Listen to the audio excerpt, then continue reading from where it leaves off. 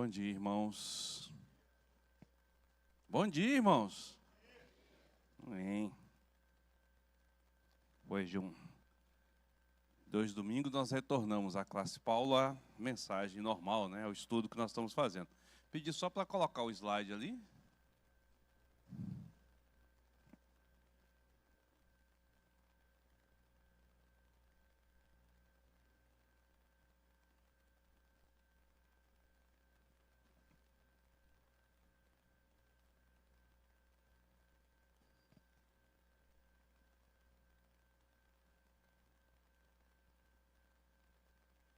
Ok? Nossa classe, o tema que nós estamos estudando, né, é o pecado do orgulho. Nós tivemos 3 lições e 2 domingos nós não tivemos as lições, porque houve, o último eu estava ministrando a ceia lá na congregação da Barra da Grota, e o penúltimo teve um evento especial, por isso não foi a mesma mensagem, tá ok? O que nós aprendemos até aqui? É bom a gente sempre fazer um resumo do que nós aprendemos, né? Nós definimos o que é o orgulho.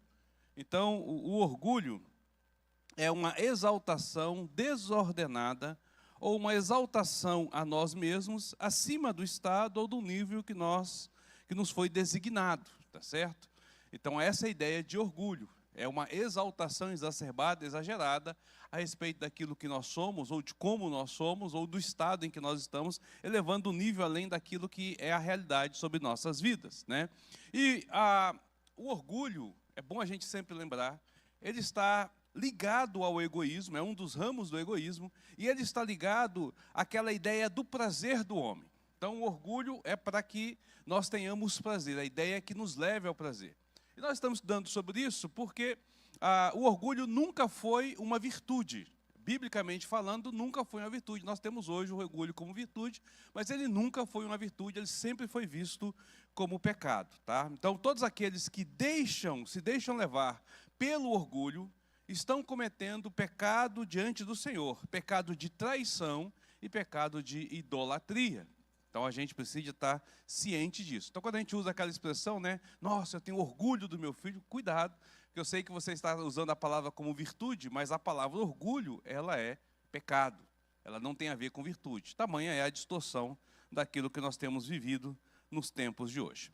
Mas antes da gente continuar falando sobre esse tema, dando continuidade ao assunto, eu acho que é interessante a gente trazer alguns esclarecimentos para a igreja. Por quê? Porque geralmente nós ouvimos sobre os pecados capitais e os pecados veniais, né? Então, na teologia reformada, ou seja, na teologia da igreja presbiteriana, nós não cremos em pecados veniais e pecados capitais. Nós não temos essa prática. Isso aí é prática do romanismo, da igreja católica apostólica romana. Pastor, o que é isso? Bom, então na teologia romanista, os pecados, eles são divididos em 2 vertentes. Nós temos aquilo que são chamados pecados capitais e são considerados as principais fontes de outros pecados e vícios. É dele que origina todos os outros pecados, né? E eles são chamados de capitais por conta da palavra em latim caput, né? Então ele surge, é de onde surgem os outros pecados.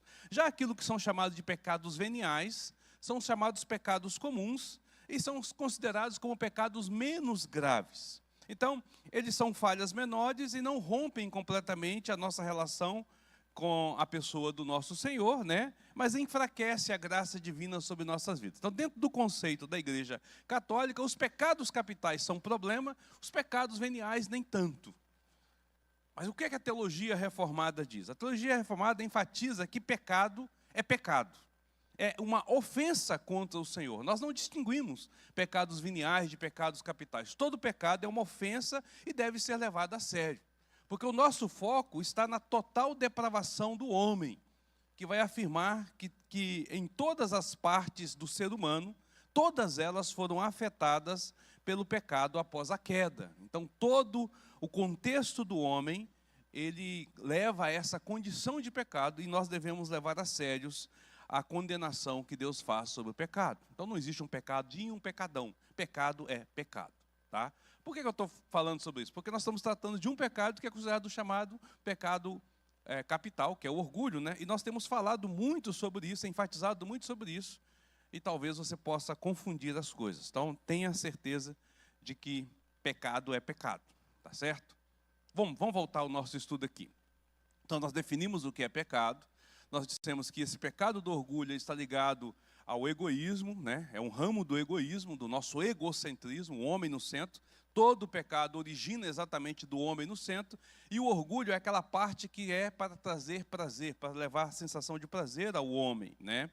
Nós vimos também alguns sinais e movimentos do orgulho em relação aos homens.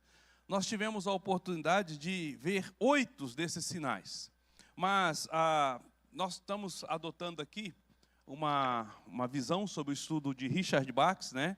Conhecido Como Vencer o Orgulho, Sinais e Orientações. Então, esse livro, Baxter, ele usa 4 capítulos só para falar desses sinais. Ele usa 4 capítulos. Nós só falamos de 8 desses sinais. Então, quem tem um livro, quem comprou o livro aí, a igreja pediu para alguns irmãos que quiseram um livro, você deve ler aqueles capítulos lá, porque tem muita coisa interessante. Mas nós vimos aqui só uma introdução sobre essa questão. Nós não trabalhamos esses pecados, né? E aí nós vimos uma pequena parte. Então, quais são os pecados que nós estudamos? Ou quais são os sinais, né? Quais são os sinais que nós estudamos? Primeiro sinal, a exaltação pessoal e o desprezo pela grandeza de Deus. Segundo sinal, nós vimos a prioridade do eu sobre Deus para a satisfação pessoal. Terceiro, a busca pela adoração pessoal em detrimento do amor a Deus. Quarto sinal, a ilusão da autossuficiência e a negação da dependência de Deus. Quinto sinal, a apropriação da gratidão devida a Deus. Sexto, a confiança no conhecimento humano e o desprezo pela sabedoria divina. Sétimo, a supremacia do amor próprio sobre o amor divino. E o oitavo e último sinal, a pretensão de governar melhor do que Deus e o desprezo à sua justiça. Todos esses sinais aqui que foram vistos de forma detalhada, estão lá na playlist do nosso canal no YouTube. Então, se você não viu, você tem a oportunidade de ir lá ver e rever todo esse material. Nós não vamos tratar desses assuntos que foram vistos. É só para os irmãos estarem cientes a esse respeito, né? Tomando a direção a esse respeito. O que é que nós vamos fazer hoje? Onde nós vamos entrar? Nós vamos dar um salto, vamos saltar os capítulos do livro, nós vamos direto para o capítulo de número 6, e hoje nós vamos ver tratar sobre as inclinações e as consequências do orgulho. É sobre isso que nós vamos tratar hoje. Então, antes da gente passar para lá, eu pergunto se algum irmão tem alguma pergunta, algum comentário a fazer, queira falar. Fale agora, cale-se para sempre. Alguém? Bocão aberto. Críticas, reclamações, sugestões, achados e perdidos? Não? Então, ok. Bom, Baxter inicia este capítulo enfatizando a importância de compreender a natureza e os sinais do orgulho, aquilo que já foi explorado nos capítulos anteriores, tá certo? E agora ele vai passar a refletir sobre as terríveis consequências e inclinações deste pecado, que quando não dominado, quando nós não temos consciência e não dominamos, ele vai abrir a porta para uma enxurrada de outras coisas e para a miséria sobre a vida do coração humano, sobre o nosso relacionamento com Deus, né? O que Baxter quer afirmar? Ele vai afirmar que o orgulho, ele não age de forma isolada. Ele já havia falado que o orgulho é bem sutil, que a gente não consegue perceber, a menos que a gente esteja muito atento a ele e à sua forma de agir, né? Então, ele é muito sutil, ele engana a gente de forma muito clara, muito fácil. Então, nós temos que estar sempre atentos a ele. E quando nós não percebemos, quando nós não olhamos para isso, não pense que você vai ficar só neste pecado. Ele vai te abrir a porta para uma outra enxurrada de situações, vai te levar à degradação cada vez pior. Né? Ele vai trabalhar na sua vida de uma forma bem clara, né? Levando então a outros problemas, trazendo sofrimento à nossa vida e um desrespeito maior para com o nosso Senhor. Então é crucial Não apenas a gente conhecer este pecado, como a gente saber das suas sutilezas e combatê-lo. Porque ao combatê-lo, nós estamos buscando ter uma vida com maior santidade diante do nosso Senhor, né?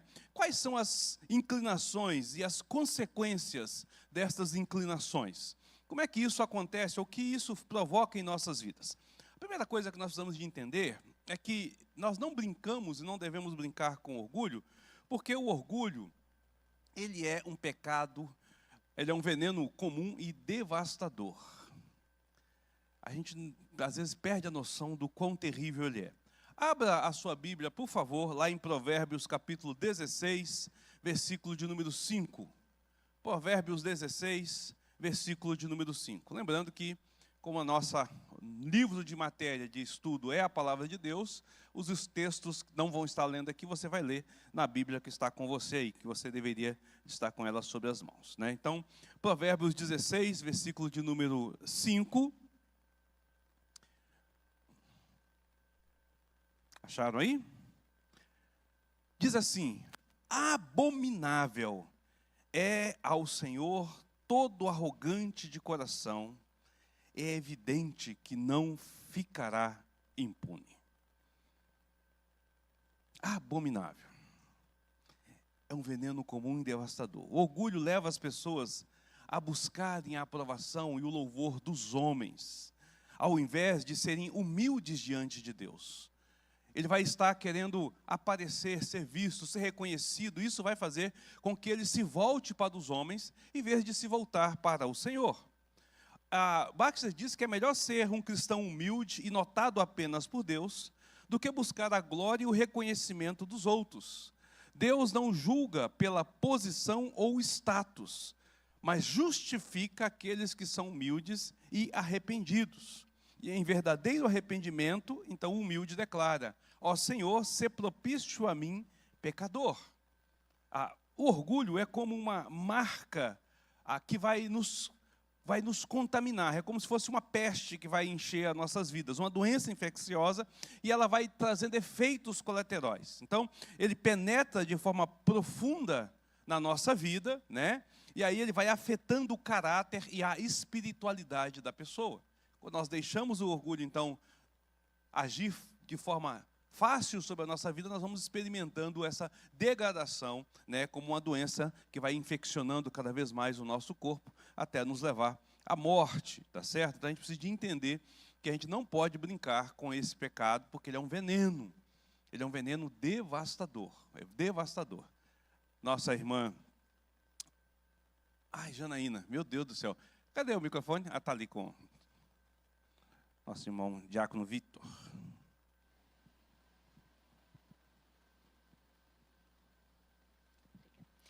Pastor, e é interessante que é tão sutil assim a forma como o orgulho toma conta da gente, né?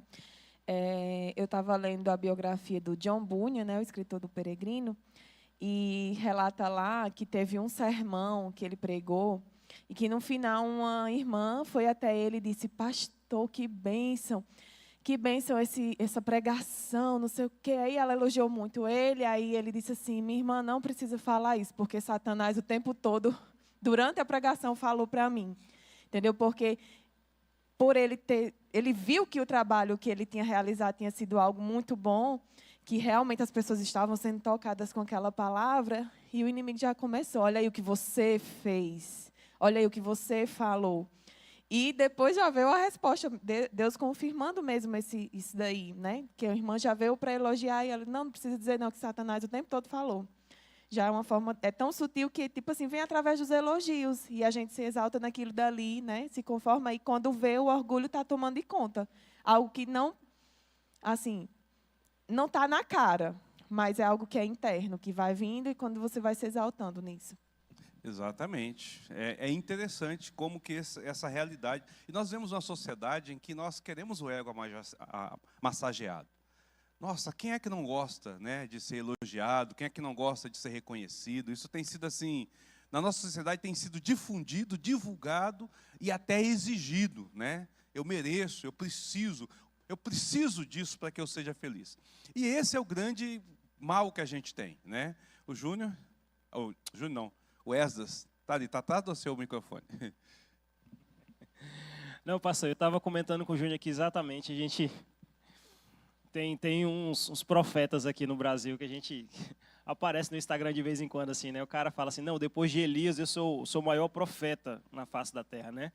As minhas palavras, elas se expandem às 4 paredes da igreja e eu entrego o resultado. O cara fala dessa forma, sabe? Então, assim, você vê assim que o trem tá bizarro, assim. Tem uns níveis de profetas e apóstolos mundo afora aí, o Brasil afora, que é assustador, é preocupante. Mas olha só, isso é o evidente, né?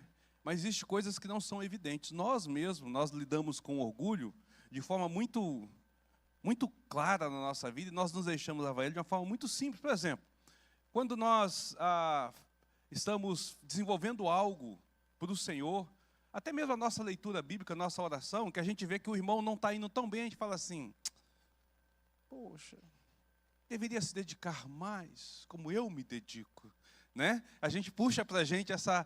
Lembra da oração que Jesus está falando aqui, do publicano, né? Lucas 18, 13 diz, o publicano chega e diz, Senhor, eu quero te bendizer, eu quero louvar ao Senhor. Por quê? Porque eu sou o cara, eu não sou nem igual esse aí, ó. Olha só, ele está na igreja, mas ele nem devia estar aqui, porque ele de fato não serve o Senhor como deveria. Jesus disse que esse publicano bate no peito e diz, ser propício a mim, pecador. E ele desce justificado e o outro não. O outro estava elogiando as suas virtudes, as suas qualidades. Ele estava vendo diante de Deus a sua qualidade. O que Baxter está dizendo? Gente, todos nós somos pecadores. A Bíblia diz que não há nenhum justo, nenhum sequer, não há quem entenda, não há quem busque a Deus. Todos se extraviaram e a uma se fizeram como inúteis. Somos mesmo pó, a mesma porcaria. Todos nós. Então não existe crente em maior grau e em menor grau. Não existe isso, né? Não existe isso. E às vezes nós nos colocamos, até pela nossa convivência, pela nossa maneira de ser, olhando para os outros, julgando, ou dizendo, poxa, poderia ter feito melhor. Se fosse eu lá, faria de outra forma. Enquanto nós deveríamos de olhar para a nossa insignificância diante de Deus e dizer, é só pela tua graça, Senhor. É só pela tua graça. Então é importante a gente observar esses detalhes, né, que às vezes passam desapercebidos. Por isso que ele é um veneno, sabe? Porque você se deixa levar por uma coisinha, né? E aí o relato da nossa irmã com relação a John Bunyan é muito interessante por causa disso, né? Porque ele vai lá e, poxa, que mensagem maravilhosa. Qual o pastor que não quer ouvir, no final fala assim, pastor, a sua mensagem foi uma bênção. E você vai dizer, amém, amém. Mas lá no fundo o Senhor está dizendo assim, eu consegui, eu fui o cara, né? Poxa, Deus me usou. Cara, você deveria de cair com a boca no pó e dizer, Senhor, tem misericórdia desse pobre pecador. Quem sou eu diante de ti? A nossa visão com relação a nós mesmos, como cristãos, devem ser sempre olhando para o alto. Sempre olhando para o alto. Paulo diz, esquecendo as coisas que para trás ficam, prossigo para o alvo, Cristo Jesus. Se Paulo para olhar para as pessoas em comum com ele, Paulo exaltaria o seu coração. Mas se ele olha para Cristo, ele vai dizer exatamente o que todos nós dissemos. Pecador sendo um dos maiores. Dos pecadores eu sou o principal, Paulo diz sobre ele. Porque o alvo dele é Cristo. Qual é o nosso alvo de santidade? Qual é o nosso exemplo? Qual é o nosso alvo a ser seguido? Então, quando eu olho para mim como cristão, quando eu olho para mim como esposo, como eu olho para mim como cidadão, quando eu olho para mim como pastor, como eu olho para mim como profissional, como eu olho para mim como filho, em qualquer esfera, em qualquer compartimento da minha vida, quando eu olho para a minha pessoa, para o eu, apaga ele e coloca aquilo que a palavra diz como alvo. Aí você vai dizer, estou longe, preciso melhorar muito. Então você se coloca no seu devido lugar. Lembra? O orgulho é uma autoexaltação. É você se colocar onde você não foi colocado. Quando nós olhamos para Deus, nós somos julgados à condição que nós realmente estamos, a realidade da qual nós estamos. Mais alguém? Nosso irmão Adonias ali.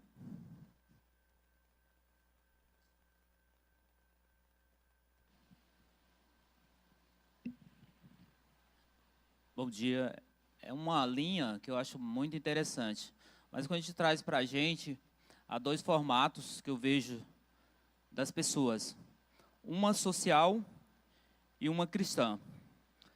E é muito visto que alguns se dá nos dois caminhos ao mesmo tempo. Quantas vezes nós passamos por certos irmãos, o irmão sabe que é você, mas não fala com você porque ele está se imitando social, não um cristão. De que modo? Às vezes nós passamos por um irmão que, como o senhor disse, de menor valor, que não existe, mas eu sou de maior valor, eu não vou falar com o irmão. Eu vejo que isso é um orgulho imenso. Quantas vezes a gente não passa pelo irmão, a gente sabe que ele vai lá para o centro, a gente está aqui no bairro São João, sabe que ele vai a pé, passamos e não levamos. E aí, que tipo de irmão, que orgulho eu tenho? Quantas vezes a gente não passa para o irmão, não diz um bom dia, irmão, tudo bem, você está bem? Quantas vezes os irmãos vêm aqui, passa dias sem vir para a igreja, você não senta ao lado e fala, irmão, tudo bem? E aí, que cristão? Eu estou sendo cristão ou uma pessoa da sociedade? Estou sendo eu, o meu currículo, o meu status, tudo que eu tenho? Eu vejo que o nosso orgulho leva muito o que a gente quer, o que a gente é, o que a gente faz em uma sociedade. Amém. De fato, a gente precisa de observar esses detalhes. Nogueira. Bom dia, gente. Graça e paz. É como o pastor estava falando aqui, em Lucas 18, que o cobrador é o fariseu, né? No caso, o senhor está querendo dizer que o orgulhoso aqui foi o fariseu, né? Que ele estava orando, dizendo que não era como aquele, devolvia a 10ª parte e sim tal, né? Aí Jesus fala aqui, né? Em Mateus ou Lucas 20. Mas o cobrador de imposto ficou de longe e nem levantava o rosto para o céu. Ele batia no peito e dizia, ó Deus, tem pena de mim, pois sou pecador. No caso, ele estava reconhecendo o seu pecado e estava tirando o orgulho, porque a profissão dele fazia com que as pessoas pensassem que ele era mau, no caso, né? Aí Jesus fala aqui, eu afirmo a vocês que foi este homem e não o outro que voltou para casa com a paz de Deus. Amém. Exatamente. Vamos lá, dando continuidade. Eu achei interessante essa parte por isso que eu fiz aquela ênfase sobre pecado capital e venial, porque Marx vai dizer o seguinte, o orgulho é a origem de todos os outros pecados. Por conta do orgulho, outros pecados irão originar sobre as nossas vidas. Ele diz assim, todos eles podem estar ligados ao orgulho, ainda que nem todos aconteçam somente por orgulho. Mas assim, o orgulho te leva a cair nos pecados, né? E ele diz assim, é impossível que exista um pecado sem ser pensado, que não tenha origem nas entranhas do orgulho. E aí ele cita alguns poucos exemplos, além daqueles que foram citados lá atrás, nos sinais e movimentos, para a gente poder entender isso, né? Ele vai citar algumas coisas para que a gente possa entender. E eu achei muito interessante, porque de fato está ligado às coisas. Por exemplo, ele começa dizendo que o orgulho torna os homens hipócritas. Por conta do orgulho, nós podemos nos tornar hipócritas, né? Ele leva a mostrar o que não são, a fim de receberem o louvor dos homens. Te leva a te colocar numa posição de que você não é, para que você possa ser reconhecido, porque afinal de contas você quer ser reconhecido, né? Te leva à hipocrisia, né? A criar uma máscara, viver uma vida de mentira ali, né? Então ele trabalha essa questão. Mateus 6, 1. E eu vou pedir para que o Daniel Felício faça a leitura. Mateus 6, 1.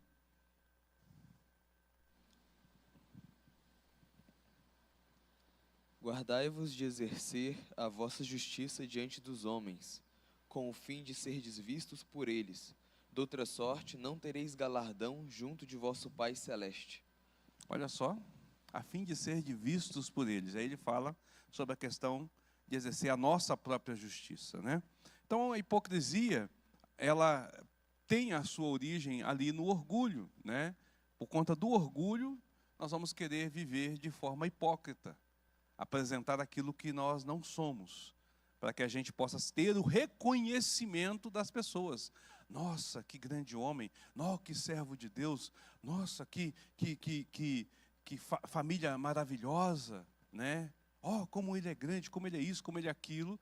E você vai viver, então, com uma grande mentira, apresentando e colocando-se acima, sempre acima, para que você possa, então, sempre receber esse louvor, este reconhecimento das pessoas, né? Segundo, o pecado torna os homens mentirosos. O pecado do orgulho torna os homens mentirosos. A maioria das mentiras que são contadas, você vai perceber que elas são para evitar uma desgraça ou uma vergonha. A maioria das vezes em que você é levado à mentira, é para que você possa fazer as pessoas pensarem de forma, você não quer que as pessoas vejam o que você é, o que você está, ou na condição que você está. E você acaba contando uma mentira, né? Quando um pecado é cometido contra Deus ou contra os seus superiores, em vez de uma confissão humilde, o orgulhoso cobre com uma mentira. É assim que nós fazemos como cristãos, nós escondemos atrás de uma mentira, para que a gente não seja envergonhado. A gente quer encobrir aquilo. Por quê? Porque não, que é isso? Como é que eu posso passar por isso? Né? Minha família não pode sofrer esse vexame. E isso está ligado exatamente a essa questão do eu, do orgulho, né? De você não se sentir envergonhado, não se sentir ameaçado. Tá certo? Então você tem essa realidade sobre as nossas vidas. Colossenses 3:9. Eu vou pedir para que o Ramon faça a leitura. Colossenses 3:9.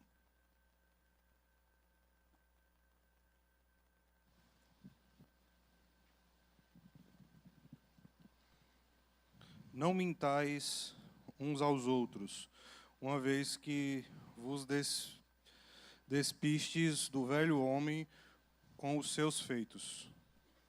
Não mintais uns aos outros. Você já reparou que, por conta do orgulho, esse é o pecado que nós mais cometemos? Por conta da nossa posição, da nossa condição, do nosso status, da vergonha, da humilhação, nós acabamos mentindo. Quer ver uma mentira comum em nosso meio? E a gente fala assim, não, é uma questão social, é uma questão de necessidade. Quantas vezes em que o pastor ou um irmão piedoso perguntou a você como você está, e não estando bem, mas com a intenção de não dizer o que está acontecendo, com a intenção de não expor a sua família, ou não expor-se diante da vergonha, você diz, vai tudo bem. Qual o real motivo de você não ter dito que não estava bem? Quantas vezes nós fazemos isso? Chega lá o pastor, chega lá um presbítero, um diácono, aquele irmão piedoso, aquele irmão que você sabe que ele está ali, que ele não vai te julgar, que ele não vai, mas ele vai ajudar você, vai até lidar com o problema, e você diz, porque você não quer se expor, porque você não quer passar por esse vexame, porque a sua família não merece isso, e você diz, está tudo bem.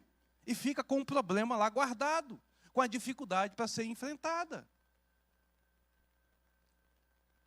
Enquanto você deveria de falar assim, não, não está. Que bom que você me perguntou. Eu queria conversar com você para lidar com isso. Quantas vezes nós preferimos ir a um psiquiatra, a um psicólogo, a um psicanalista, para falar dos nossos problemas, do que procurar um irmão que ore com a gente, ou procurar o pastor, porque a gente quer uma pessoa que não nos conheça. Virou moda agora a gente ir tratar de assuntos banais em psiquiatras, psicólogos, assuntos banais, assuntos simples. Porque nós não queremos, porque ali é um profissional e a gente não vai se expor diante da nossa comunidade. Percebe, irmãos? Como é que é fácil a gente se levar pela mentira do orgulho, ou por conta do orgulho de ser levado à mentira? Isso, o prejuízo que traz para as nossas vidas.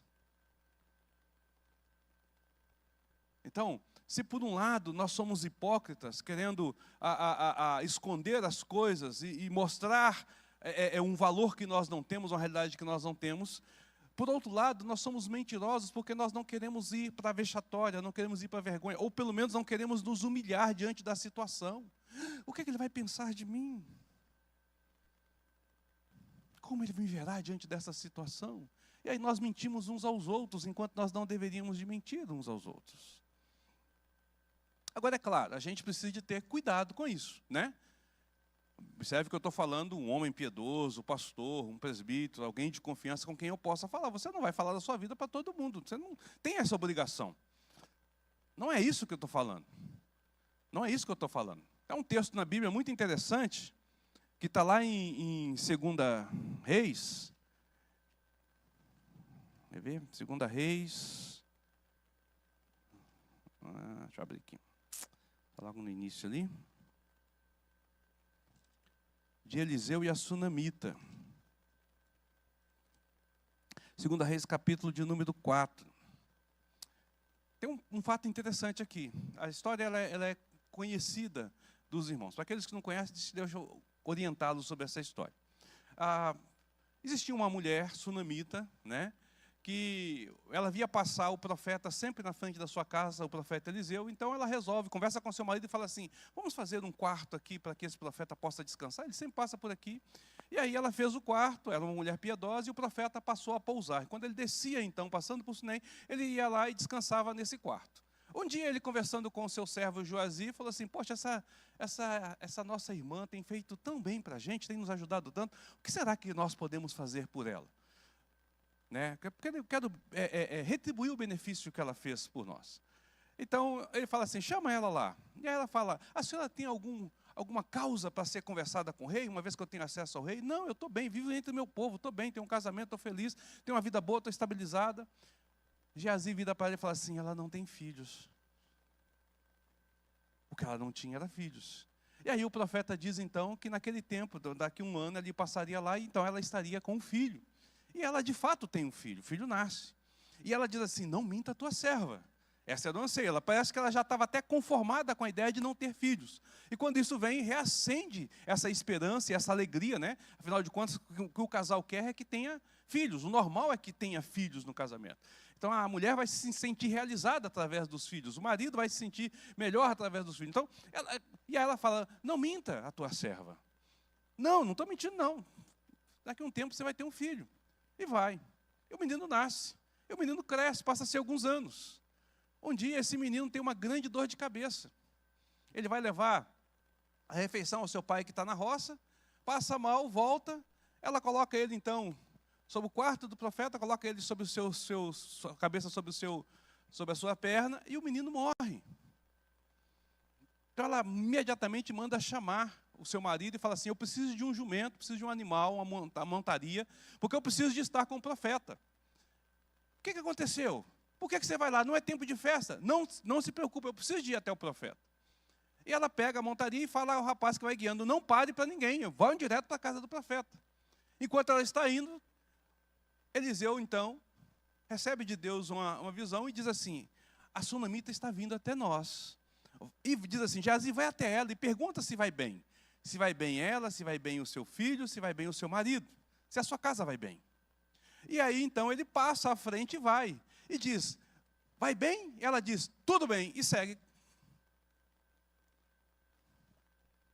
Até que ela chega aos pés, então, de Eliseu, né? E ela se debruça aos pés. Então, capítulo 4, versículo de número 26, diz assim: corre ao encontro e diz-lhe: vai tudo bem contigo, com teu marido, com teu menino? Ela respondeu: tudo bem. Versículo 27. Chegando ela, pois, ao homem de Deus, ao monte, abraçou-lhe os pés. Então se chegou a Geazi para arrancá-la, mas o homem de Deus lhe disse: deixa, porque a sua alma está em amargura, e o Senhor mo encobriu e não mo revelou, não manifestou. Disse ela: pedi eu ao meu Senhor algum filho? Não te disse eu, não me enganes? Disse o profeta a Geazi: cinge os lombos, toma o meu bordão contigo e vai. Se encontrares alguém, não saúdes, se alguém te saudar, não lhe responda. Põe o meu bordão sobre o rosto do menino. Porém, disse a mãe do menino: tão certo como vive o Senhor e vive a tua alma, não te deixarei. Então ele se levantou e a seguiu. Quando Geazi vem, ela diz: está tudo bem, está tudo bem. Ela não quer conversa com Geazi. Ela corta ali, ela não vai explicar, não vai dizer o que está acontecendo, ela vai direto naquele que ela acha que vai resolver o problema dela e que ela tem certeza que vai. Ela tem duas coisas que estão sobre essa mulher. Primeiro, é o fato de que o profeta, que ali é a palavra de Deus viva, encarnada, né? A palavra de Deus ali junto deles, havia falado: você terá um filho. E esse filho, então, será a alegria da sua casa. E ela diz: não me engane, não minta para mim. Tão certo como vive o Senhor, você terá um filho. O filho nasce. Quando o filho morre, ela se apega à promessa e à esperança de que aquele filho seria ressuscitado. Então ela diz: é o homem de Deus que eu tenho que procurar. Eu não tenho que estar com conversinha com qualquer um, não tenho que estar buscando qualquer recurso, eu vou buscar exatamente aonde eu entendo que pode resolver o problema. E ela vai até lá. Então, quando ela passa ali, aquela vai tudo bem, ela não está criando uma situação para dizer assim: eu não quero me envergonhar diante de você. Não, você não resolve o meu problema, deixa eu ir a quem resolve. Eu vou direto a quem resolve. E ela vai, então, até a Eliseu. E aí a história diz que Deus, então, ressuscita aquele menino e a entrega novamente àquela mãe. O que isso nos ensina? Essa mulher, ela não estava ali dizendo: vai tudo bem por orgulho. Ela estava dizendo: não, quando o profeta souber, ele vai resolver o problema. É uma questão de fé, eu confio no que Deus vai fazer. Só que nós usamos essa desculpa por conta do nosso orgulho. Muitas vezes nós vamos dizer assim: não, pastor, mas eu disse que está tudo bem porque eu confio em Deus. Mas a gente precisa de analisar o nosso coração. É confiança em Deus ou é, de fato, orgulho? Medo de exposição. Medo de ter o nosso status rebaixado diante da situação. O orgulho nos leva a isso, querido. Nos leva a enfrentar essas coisas e a mentir para que a gente possa, então, encobrir essa realidade. Se é algo que nós fazemos, nós não queremos que as pessoas saibam, nós vamos sustentar uma mentira até o quanto puder. Se é algo que aconteceu conosco, com a nossa família, nós também não queremos expor. Se é uma situação de vexame, situação vexatória, a gente vai dizer: não, vamos abafar isso, esconda isso. Jogue para debaixo do tapete, para que a nossa imagem não seja manchada. Não seja manchada. Tudo por conta do orgulho. Tudo por conta do orgulho. Pergunta ou comentário? Não? Então vamos seguir. Terceiro, o orgulho causa cobiça. O orgulho leva as pessoas a desejarem mais para ter uma imagem diante das pessoas. Porque elas querem ser vistas, porque elas querem ser apreciadas, porque elas querem ser elogiadas. A ambição que seria natural se torna uma cobiça. Veja, é natural a gente ter ambição. A vida é feita de ambição. A gente tem que progredir, é natural isso. Né? Se eu me estagnar na vida, a coisa para, não é assim. Poxa, se eu estou andando a pé, eu quero ter uma bicicleta. Se eu tiver uma bicicleta, eu quero ter uma moto. Se eu tenho uma moto, eu quero ter um carro. Se eu tenho um carro, eu quero ter um carro mais novo. Se eu puder ter um carro zero, maravilha. Né? Se eu tenho uma casa e puder ter uma casa melhor, melhor ainda. Se eu puder formar os meus filhos na melhor faculdade, ótimo, excelente. Se eu puder ter um diploma, um doutorado, um PhD, ótimo. A vida progride. É natural você desejar e querer isso.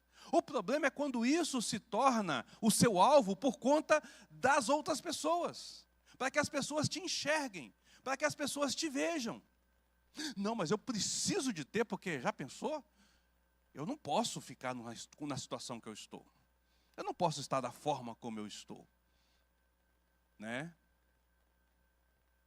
E você já reparou que o mundo hoje prega exatamente isso?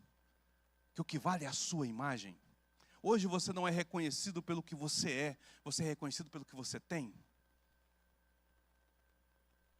No entanto, Isso só alimenta o orgulho. Só alimenta o orgulho. Você não deveria de cobiçar as coisas, não deveria de olhar para essas realidades.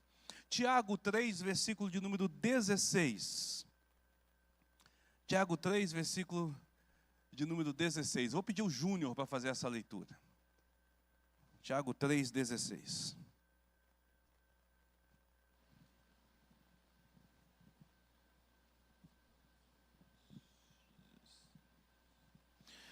Pois onde há inveja e ambição egoísta, também há confusão e males de todo tipo. Onde há inveja, sentimentos egoístas, há confusão e males de todos os tipos. A palavra nos alertando. Vou dizer novamente, ter ambição faz parte da vida e você deve de ter, não tem nada de errado em relação a isso. A questão é, o que está impulsionando a sua ambição?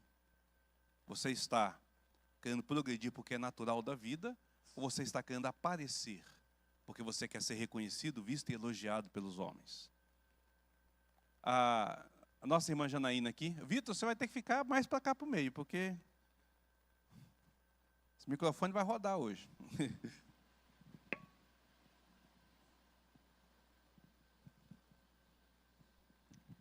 Pastor, isso é tão importante da gente estar fazendo assim uma autoanálise, né? Porque é muito sutil, né? Como eu falei da outra vez.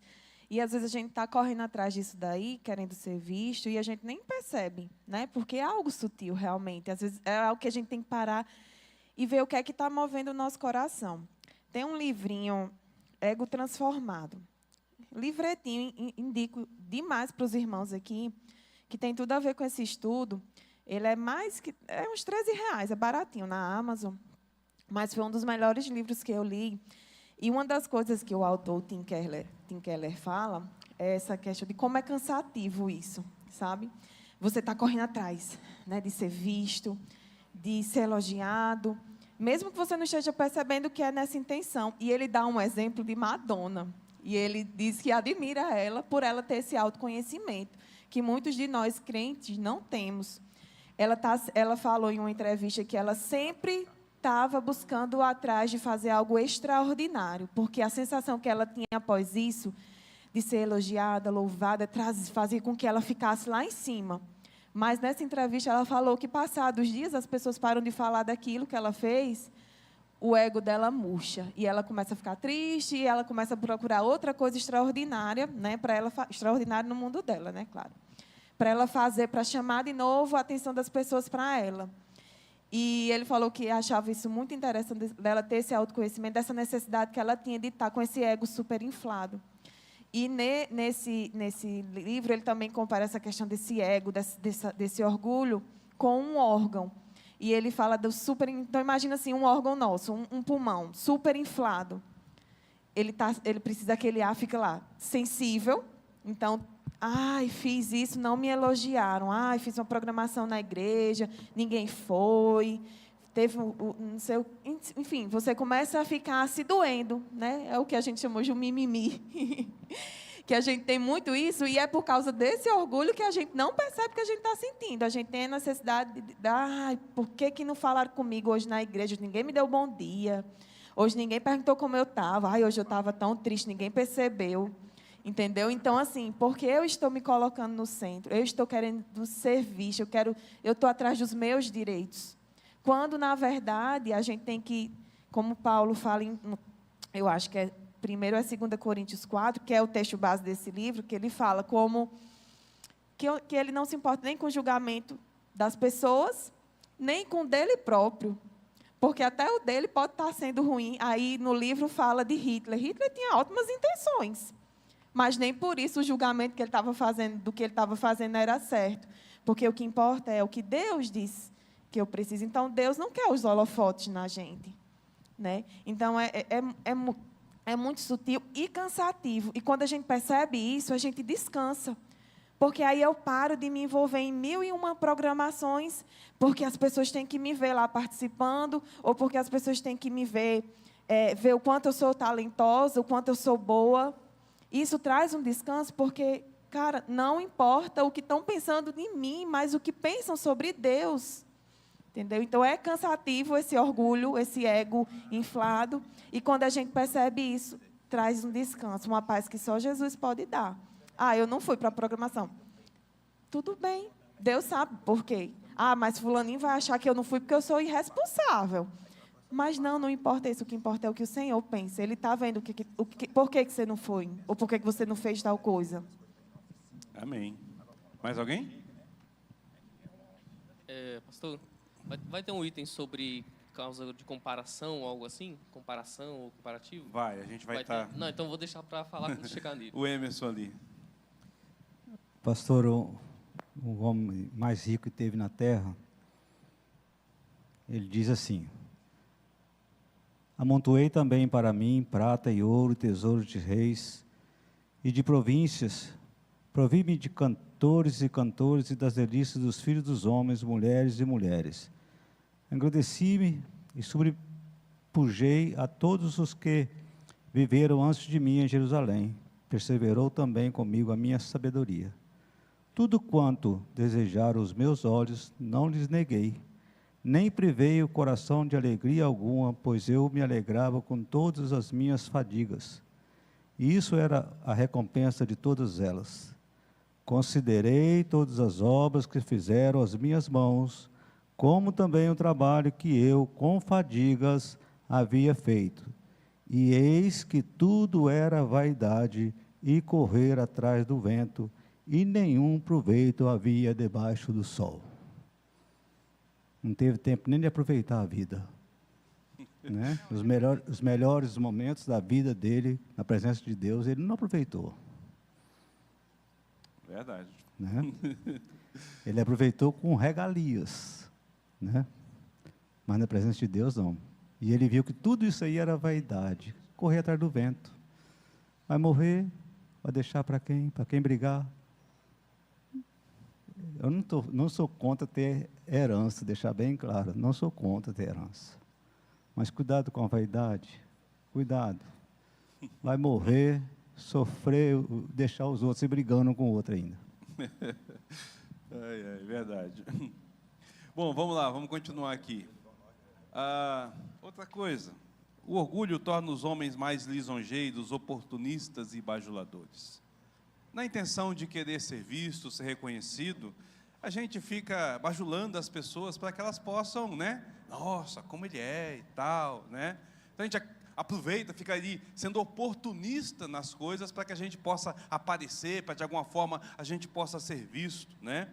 Então, para atrair a boa atenção ou a boa estima para conosco, nós manipulamos, nos envolvemos, né?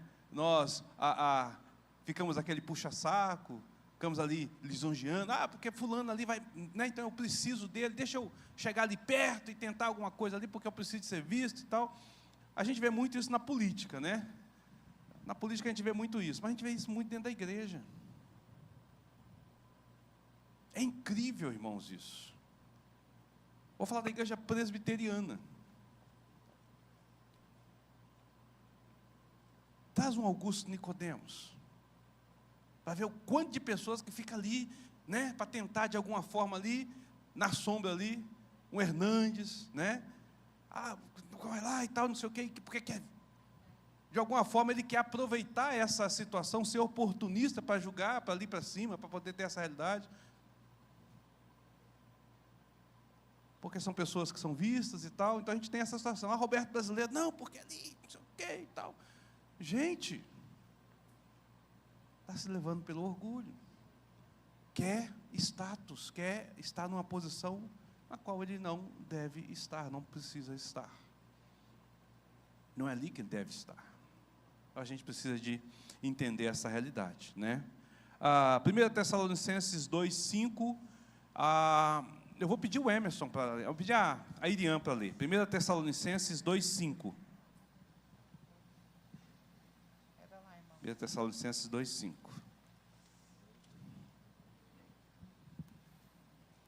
A verdade é que nunca usamos de linguagem de bajulação, como sabeis, nem de intuitos gananciosos. Deus disto é testemunha. Paulo falando da postura dele com a pregação do evangelho e com o cuidado da igreja de Tessalônica, né? Paulo está respondendo aqui a uma situação que estava acontecendo também na igreja de Tessalônica, onde existiam aqueles que estavam ali bajulando, para ganhar a atenção do povo, para ser visto como o cara, como a pessoa, como o pastor, como o mestre que estava ali. E aí Paulo fala, a gente nunca usou disso. A gente usou exatamente daquilo que a palavra é, da realidade, da sinceridade. Nós não bajulamos pessoas por conta dessa realidade. Pelo contrário, né, nós temos apresentado aquilo que é verdade como verdade. Faz os homens correrem para a profanação e a desordem. Pesado isso, né? O orgulho faz com que nós venhamos a correr para a profanação e para a desordem.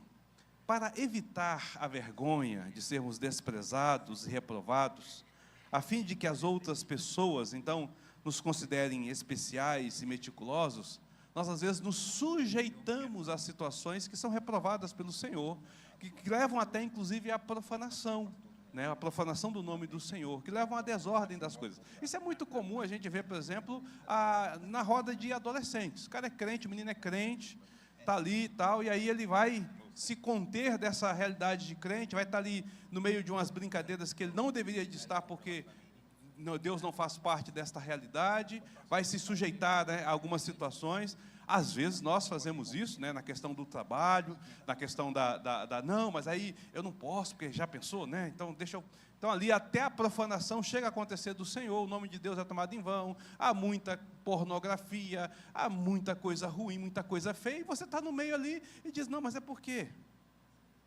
Eu não quero passar do vexame, é vergonha dizer que eu sou, né, o crente chato, que eu sou aquele cara, né? Então assim, eu sou sociável, minha ética me dá a condição de estar nessa situação. Eu não vou rejeitar esse tipo de coisa. Mas qual o motivo que está te fazendo estar lá? Aí nós usamos até a desculpa de, não, mas é porque eu quero ter a oportunidade de, junto com eles, pregar o Evangelho, mas o Evangelho nunca é pregado. E ele não consegue te ver como crente. E você está lá no meio. Às vezes você tem uma índole, um posicionamento seu, e você abre mão daquilo para que você possa estar ali, né? Vou dar, por exemplo, o uso da bebida. A IPB, como toda igreja reformada, ela não diz que o uso da bebida é pecado. A gente não vai dizer que o pecado é beber. É pecado o escândalo, é pecado a exposição, né? É pecado a bebedice, né? É isso que a Bíblia diz, é isso que a Bíblia condena, ok? Mas tem pessoas que têm essa índole, eu não bebo. Eu, como crente, acho errado beber. Em particular da pessoa, ela diz, eu não vou beber. Mas, às vezes, vai estar no local e vai se sujeitar a tomar um cálice, uma coisa, só para não fazer desfeita. Para não dizer assim, não, é porque sabe como é que é, né? Ou você vai estar no meio de um grupo que sabe aquela piadinha profana, ridícula, que fere os ouvidos, e você faz... Porque se você fechar o rosto e dizer assim, eu não compactuo com isso, as pessoas vão te julgar. Ah, mas você está se achando santo demais, está achando... Então você se dá a profanação nesse contexto. Ah, irmãos, se nós caímos muito na questão da mentira, nesse também, por causa do convívio social e da boa ética e da boa vizinhança. Principalmente nos dias de hoje. O microfone para o Nogueira. Como se defender? Se posicionar como crente. Você está no local, a pessoa está contando ali, tem um grupo de pessoas que está ali, e de repente você está naquele grupo normal, interagindo normal, e de repente chega alguém, ou algum daquele grupo ali, faz algo que ofende a sua fé. Você simplesmente sai. Diz, irmãos, acabou para mim. Beleza, obrigado, valeu. Gente, ó, disso aqui eu já não participo. Não vou me profanar por conta disso. Não vou ter essa posição por conta disso. Quando eu mexia no setor de construção civil, que antes de ser pastor, eu trabalhei no setor de construção civil. Eu tinha algumas reuniões, eu era aquilo que é chamado de gatinha, né? Eu era empreiteira de grandes empreiteiras. Então, a gente tinha algumas reuniões que às vezes aconteciam, de o pessoal da empresa convidar a gente, para a gente poder estar tratando de determinados assuntos, de resolver certas coisas. E por muitas vezes eu perdi contratos exatamente porque eu não falei assim, não, isso aqui não compactua, isso aqui fere a minha fé. Não dá para mim poder fazer isso. Entendeu? Porque eu sei que aquilo ali não é ético aquilo. Situações como, por exemplo, contratos de governo, que às vezes acontecia, de uma empreiteira pegar um contrato do governo, e o cara falava para você assim, então, você vai me fazer a nota de tanto, porque eu preciso de dar comissão para fulano, beltrano, tal, né? Mas você recebe isso aqui, é um bom negócio para você, fica entre a gente aqui. E eu dizia, mas eu não faço isso. Então você não serve para trabalhar com a gente. Você está sendo santo demais. Que empresário fajuto é esse? Não sei. Não, mas setor de construção civil, que é o que mais dá esse tipo de coisa. Então, às vezes a gente passa por isso, entendeu? A gente passa por isso. Faz essas coisas, a gente cede a esses negócios. Nossa irmã Raíssa.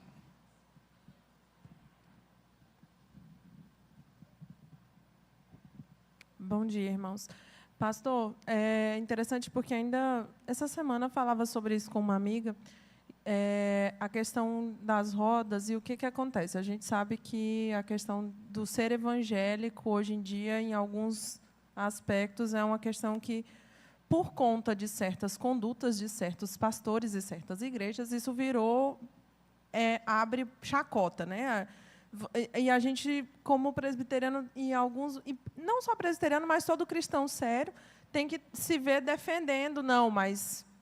E aí, essa amiga estava falando sobre isso, aí eu falei, amiga, o que é meu posicionamento? Até durante o mestrado, e que a gente acaba, né, estando num ambiente que o que vai ser mais lembrado é a parte ruim dessas igrejas, que não são tão sérias e que envergonham o evangelho.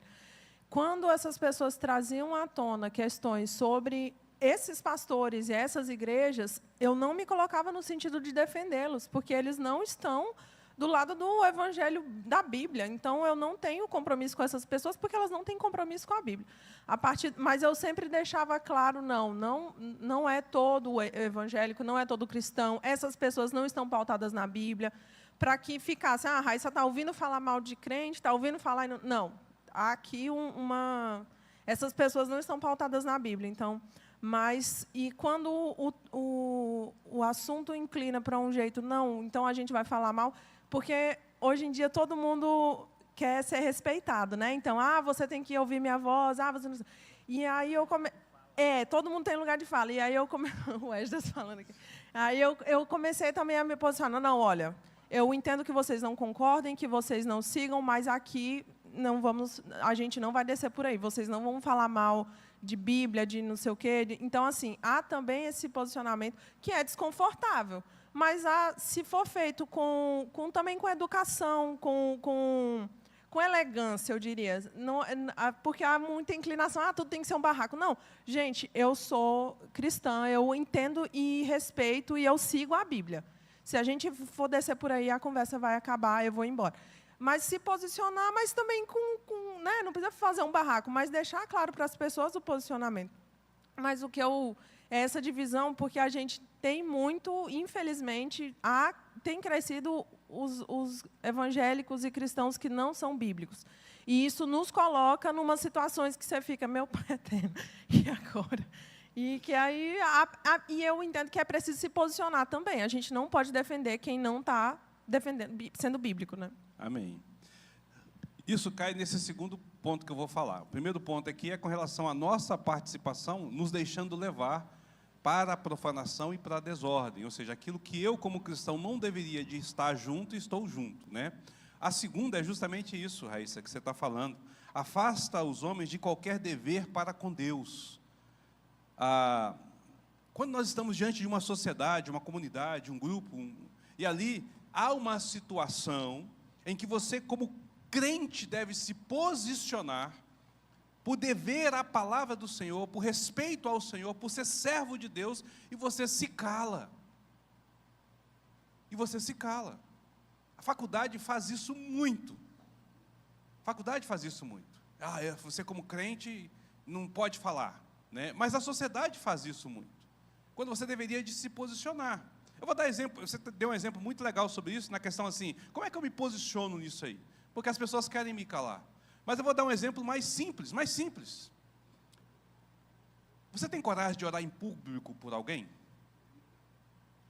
Chegou alguém desesperado, com dificuldade, com problema, ela chegou perto de você, você está na fila do banco, e você conhece aquela pessoa, e você fala, e você tem coragem de dizer assim, deixa eu orar por você aqui agora, porque você precisa da oração, não deve ser eu como cristão.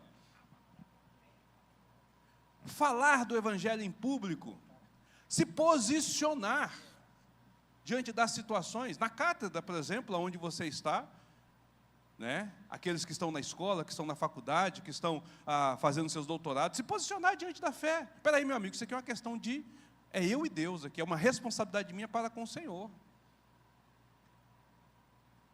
Você tem coragem de chegar perto de alguém que é homossexual e dizer para ele assim, olha, isso é pecado, respeito a sua decisão, é questão pessoal seu, mas eu preciso dizer o que a Bíblia diz, isso é pecado, correndo o risco de ser acusado de homofobia? Então, por conta da nossa imagem, ou por conta da nossa posição, por conta da nossa... Não, mas aí eu vou me envolver, eu vou me expor, aí vai ser... Então, você, para preservar isso, você se afasta do dever que você tem para com o Senhor. Se afasta deste dever.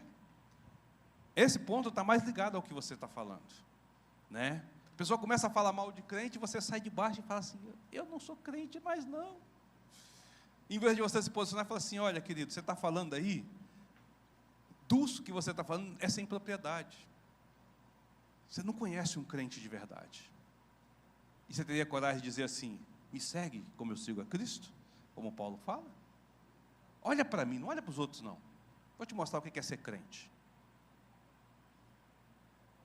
Por conta do medo da ridicularização, da zombaria, né? Então, entre os amigos, entre a escola, entre as situações, não, mas aí eu como crente, né? Então vou me posicionar, eu preciso de ter essa maleabilidade para as coisas acontecerem, né? Nogueira.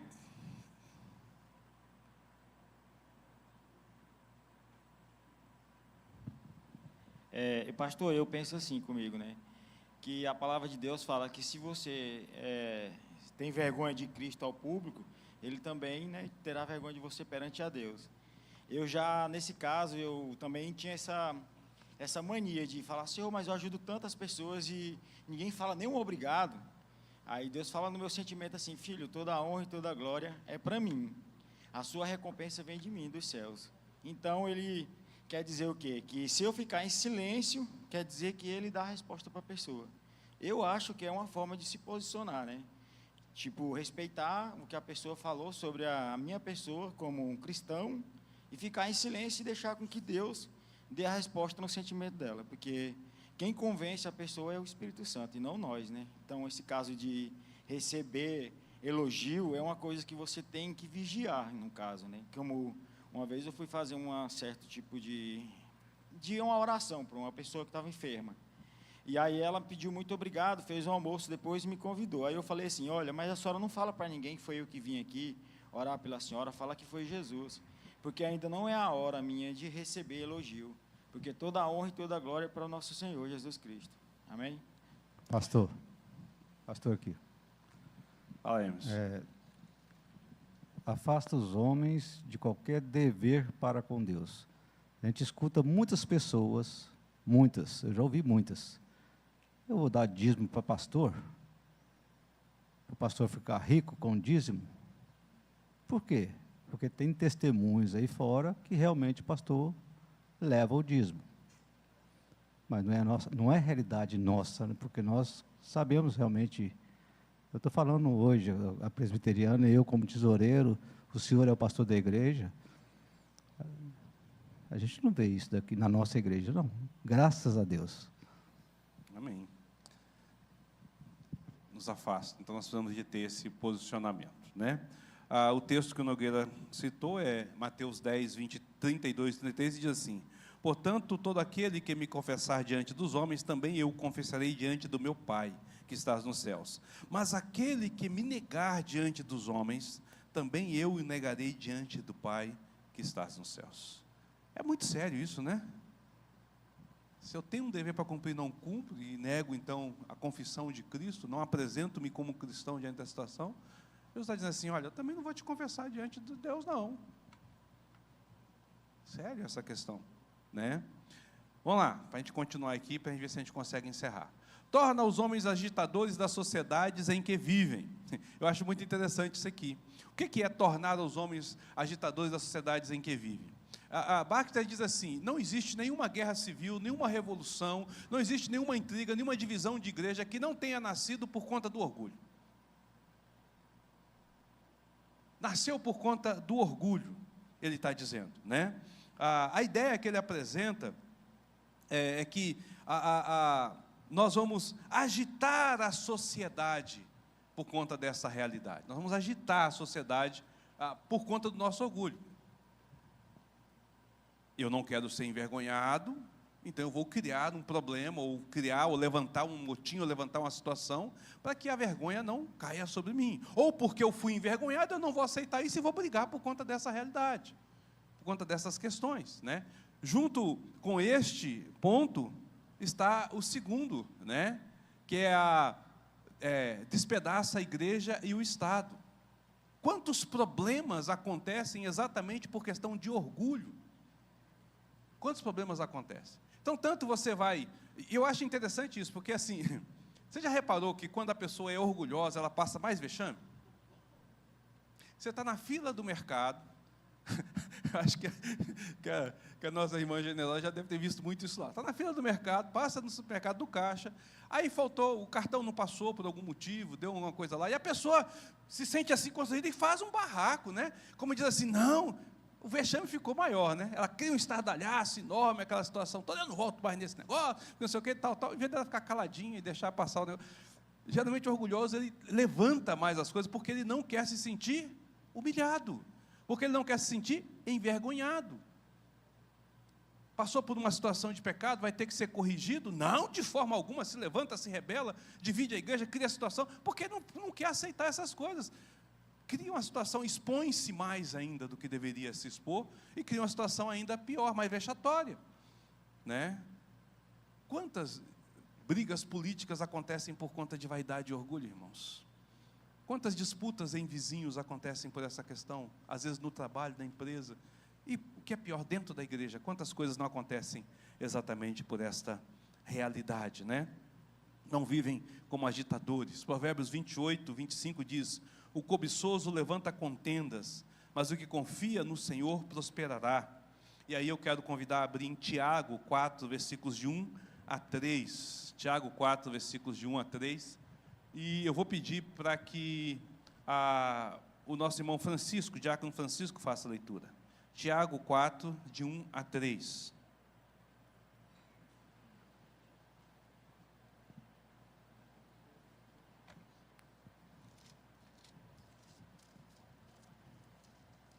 Tiago, capítulo 4, versículos de 1 a 3. De onde procede guerras e contendas que há entre vós? De onde, senão, dos prazeres que militam na vossa carne? Cobiçais e nada tendes, matais e invejais, e nada as podeis obter. Viveis a lutar e a fazer guerra. Nada tendes, porque não pedis. Pedis e não recebeis, porque pedis mal, para esbanjardes em vossos prazeres. Lembra que eu falei que o orgulho é a parte do egoísmo que vai buscar essa sensação de prazer, então a sensação de realização, de satisfação, de bem-estar. Então a humilhação, a vergonha, o vexame nos deixa para baixo, nós não queremos ter essa sensação, vamos dar lugar ao orgulho. Outro ponto que acontece com a questão do orgulho, né? Consome as bênçãos e as dádivas de Deus e as oferece ao diabo.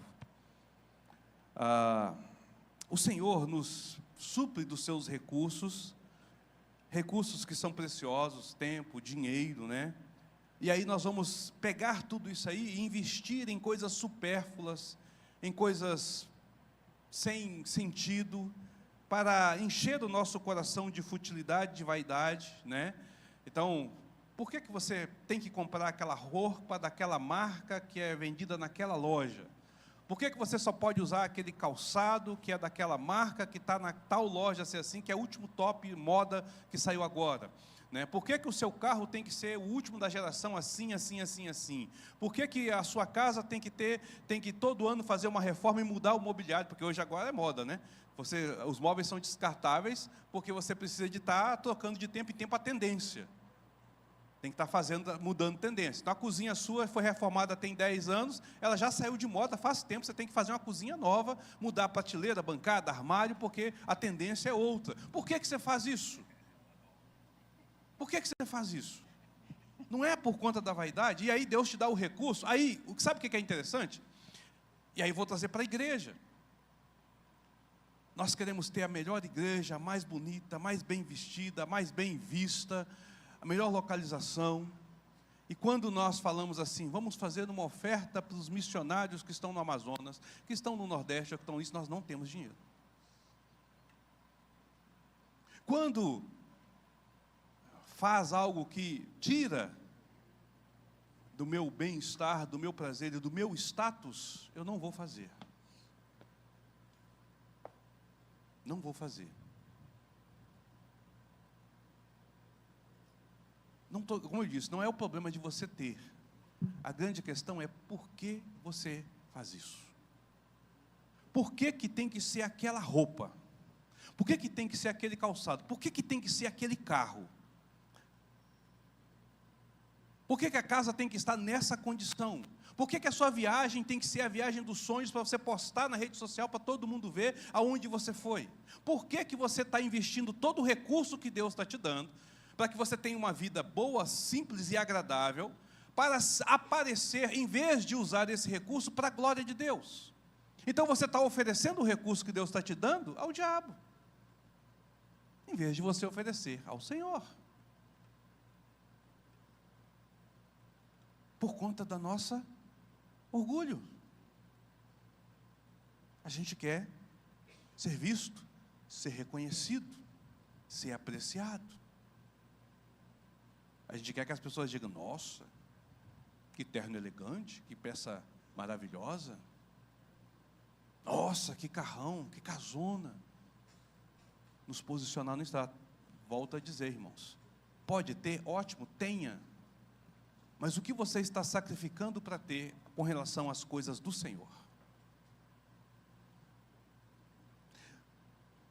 Comum da gente ouvir, comum. O gabinete pastoral é comum ouvir. Pastor, infelizmente eu não estou podendo entregar o dízimo porque eu fiz uma dívida além da minha conta. E aí eu estou muito apertado, eu não posso devolver aquilo que pertence ao Senhor. Por que você fez uma dívida além da conta? Houve uma crise, um problema de saúde, uma situação difícil, uma situação que você foi pego de surpresa, ou porque você está querendo projetar a sua vida onde você não pode viver, gastando mais do que você ganha?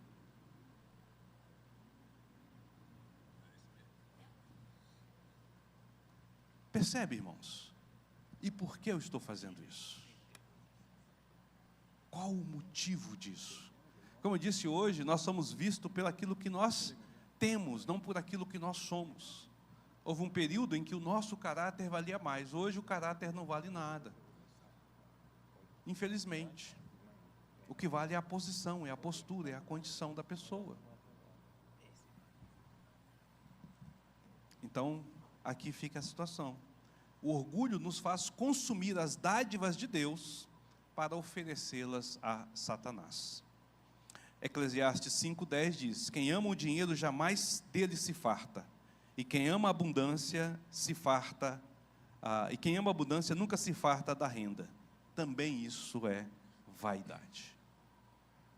Se você ama o dinheiro, né? Se você ama a renda, se você ama a projeção, se você ama a boa vida, se você ama aquilo que as pessoas veem, se você quer esse elogio, se você está olhando para que as pessoas olhem para você, você vai viver além daquilo que deveria ser a sua vida normal e boa.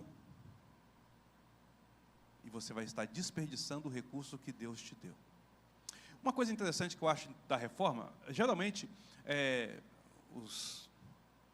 marxistas, eles acusam Calvino de ser o pai do capitalismo, por conta de algumas falas de Calvino, né? Por causa da forma que fez, porque a reforma voltou ao trabalho, essas questões todas. Mas um fato interessante que tem é que é uma fala de Calvino.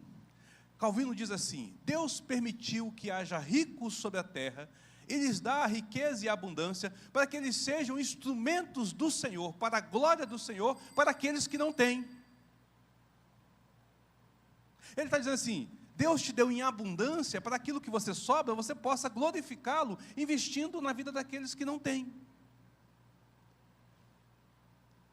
A Europa morreu com relação ao Evangelho.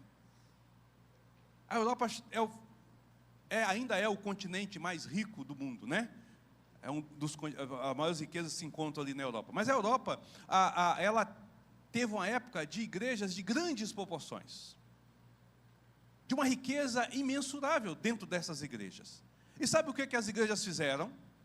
Elas aboliram o dízimo e estabeleceram valores menores. Por quê? Porque eles não precisavam de dinheiro. A igreja reformada holandesa, ela não recebe o dízimo, ela recebe ofertas menores porque ela não precisa de dinheiro.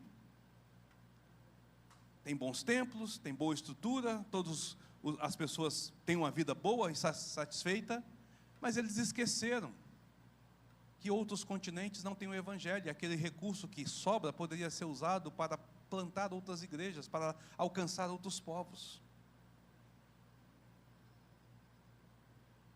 De cada dólar arrecadado para a igreja, cada dólar, isso é a nível mundial, arrecadado pela igreja, 10 centes servem para missões. 1 cente é enviado para povos não alcançados. 90% do que é arrecadado é gasto dentro da igreja com benefícios para os irmãos da igreja e para a aparência e o luxo da igreja, para se mostrar como a grande igreja. E um estudo americano gosta de estatística, né? A gente não faz estatística para nada. Um estudo americano de estatística, ele mostra que quanto maior a igreja, quanto mais projeção ela tiver dentro da sociedade, mais ela investe na sua aparência. E menos ela investe em missões. A igreja, buscando ter melhores condições, melhor acabamento, luxo maior na igreja, tudo que ele puder colocar para a igreja ser suntuosa e ser vista, ele vai fazer. E vai investir muito menos na missão. Torna os recursos, então, torna os homens, então, desperdiçadores desses recursos que pertencem ao Senhor. Desperdiçamos os recursos para manter as nossas vaidades. Meus irmãos, tem um último assunto aqui. Aliás, na verdade tem mais... Não, tem dois pontos aqui. Eu sei que os irmãos estão chegando, mas eu quero terminar isso aqui, porque é importante a gente passar por isso, né? O orgulho vai nos tornar injustos.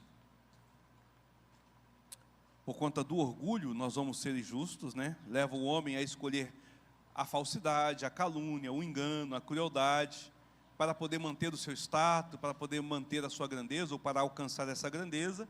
Ele não vai agir com a justiça que deveria, né? Ele não se importa em ofender, não se importa em trair, desde que ele consiga alcançar o seu objetivo ali de ser visto, ser apreciado e ser reconhecido, né?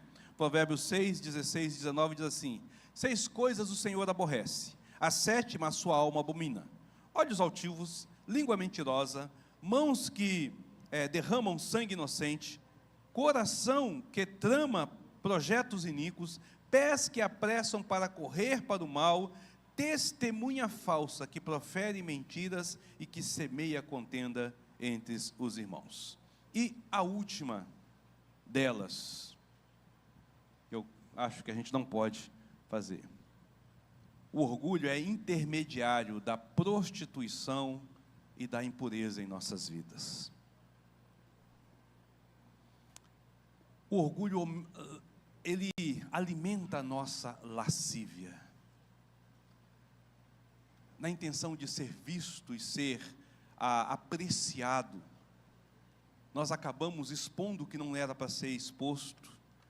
Nós queremos ser admirados, então, pela beleza física, pela nossa posição, pela nossa realidade, e aí nós nos deixamos levar por essa vaidade, né? Nós deixamos de nos preocupar com o recato, deixamos de nos preocupar com a pureza, para que a gente possa se exibir. Vivemos numa sociedade exibicionista. Exibicionista. Deixa eu fazer uma pergunta para você, homem. Por que que você usa aquela camisa coladinha quando você sai da academia? E aquele short apertado delineando o seu corpo? Minha irmã, por que que você prefere aquele decote? Ou aquele rasgo na saia, ou aquela roupa extremamente apertada que delineia todo o seu corpo? Por que que tem que ser tão curto o short? Parou para pensar? Não, pastor, mas eu não estou fazendo isso pensando, talvez a sua intenção não seja provocar lascívia no outro. Não estou dizendo que você está fazendo isso, mas você não está fazendo para exibir, para aparecer, para ser visto, sem se preocupar do que o outro está pensando do que ele está vendo de você? Para pensar nisso. Quando você coloca um short muito curto para mostrar as suas pernas que são bonitas, o que está provocando na outra pessoa que está lá? Talvez o seu desejo não seja apresentar lascívia, mas você é agente de lascívia na vida de outra pessoa. E tudo por quê? Porque você quer aparecer. Porque você quer ser visto. Porque você quer que as pessoas te elogiem pela sua beleza. E aí, você cai no risco de se tornar um agente de lascívia, de impureza na vida do outro, ainda que você não esteja com pensamento nisso. Então, o orgulho pode nos levar a esta realidade também. Irmão, nós vamos parar por aqui, as nossas classes já voltaram, tá? Se você quiser depois saber um pouquinho mais sobre isso aí, o livro é maravilhoso, do Richard Bach, você pode comprar, vai ter muita informação sobre isso aí, mas a nossa intenção aqui é parar por aqui. Por falta de tempo, eu não vou abrir as perguntas. Semana que vem a gente abre para que você possa fazer sua pergunta ou seu comentário sobre os assuntos.